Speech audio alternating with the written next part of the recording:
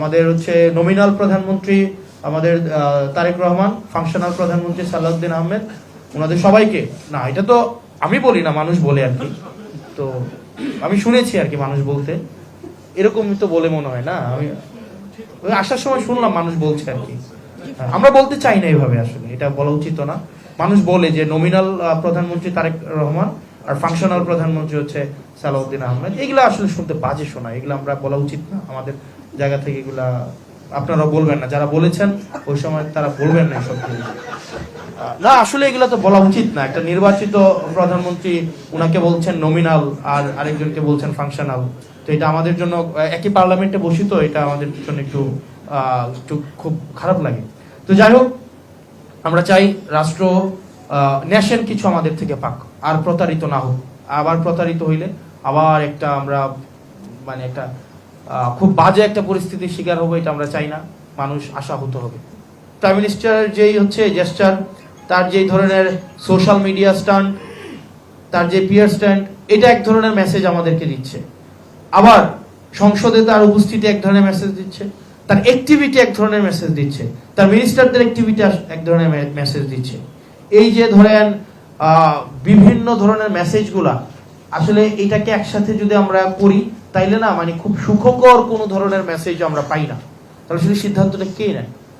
তো দিন শেষে রাষ্ট্রের যে বেসিক বিষয়গুলো, আপনি বিএনপি হইতে পারেন, আপনি জামাত হইতে পারেন, আম হইতে পারেন, আপনি ডান হইতে পারেন, বাম হইতে পারেন, আপনি যা ইচ্ছা তা হইতে পারেন, কিন্তু রাষ্ট্রের যেই স্ট্রাকচারাল রিফরমেশন গুলা, যেগুলো আমাদের সবার প্রয়োজন, স্ট্রাকচারাল, আপনি যেই মতাদর্শী হন না কেন, কিন্তু স্ট্রাকচারাল যে রিফরমেশন গুলো আমাদের প্রয়োজন ছিল, আজকে এই সবগুলা থেকে বিএনপি সরে চলে আসছে। কারণ তাদের মেজরিটি আছে। মেজরিটি তো আমরা যতবারই মেজরিটি হয়েছে, ব্রড মেজরিটি সবসময় আমরা দেখছি রাষ্ট্রের বিপর্যয় ডেকে নিয়ে আসছে। 96-এ একই কাজ করছে, তত্ত্বাবধায়ক সরকার নিয়ে করলো, 2004 সালে একই ঘটনা করলো।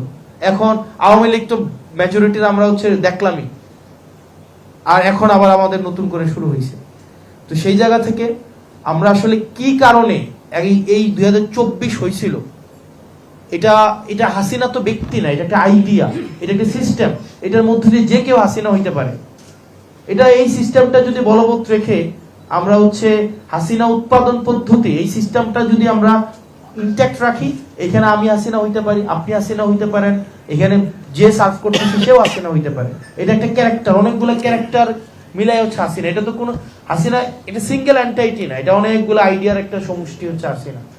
তা আবার যদি এই সিস্টেমটাকে আমরা টিকায় রাখি, আবার তো আমাদের মধ্যে আবার কোনো না কোনো ভাবে হাসিনা আবার পুনরুৎপাদন হবে। তো সেই জায়গা থেকে আমাদের এই বেসিক জায়গাগুলোতে, আপনি বিএনপি করেন ফাইন, আমার কোনো ইস্যু না, আপনি জামাত করেন ইস্যু না, আপনি এনসিপি করেন ইস্যু না, আপনি ডান করেন, আমার কোনো ইস্যু না, যতক্ষণ না পর্যন্ত আপনার মত আরেকজনকে চাপাই দিচ্ছেন, আরেকজনের উপর বল প্রয়োগ করছেন। তো সেই জায়গা থেকে আমাদের এই স্ট্রাকচারাল জায়গাতে আমাদের হচ্ছে এক হইতে হবে, এবং এটাকে আমাদের বাস্তবায়ন করতেই হবে। আর ক্ষমতাসীন দল যদি এই মেজরিটির বড়াই দিয়ে আবার পিছনে হাঁটে, তাহলে জাতি আবার পিছায় যাবে। আবার এই 24 আবার হচ্ছে এটাকে পুনর্মঞ্চায়ন করতে হবে।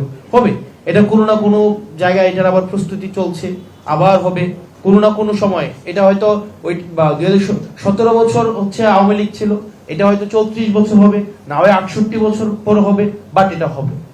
এই যে স্ট্রাকচারাল চেঞ্জটা যেটা আটকাই দিচ্ছে, এটা বাস্তবায়ন হবেই হবে।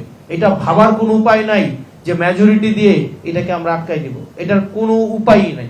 তো সেই জায়গা থেকে ক্ষমতাসীন দল যারা আছে, তাদের প্রয়োজনে তারা 2024 সালের জুন মাসে, এপ্রিল মাসে, মে মাসে তাদের মনস্তত্ত্ব কি ছিল, সেইটার লিটমাস টেস্ট অনুযায়ী তাদের আসলে সিদ্ধান্ত নেওয়া উচিত। নচেত আমাদের দেশটা আবার পিছিয়ে যাবে, এবং আমরা দিন শেষে হচ্ছে ক্ষমতার ভাগিদার হয়েছে, আমরা সুবিধাভোগী হয়েছি। দিন শেষে সাধারণ মানুষ এখান থেকে আসলে কোনো উপকার পায়নি।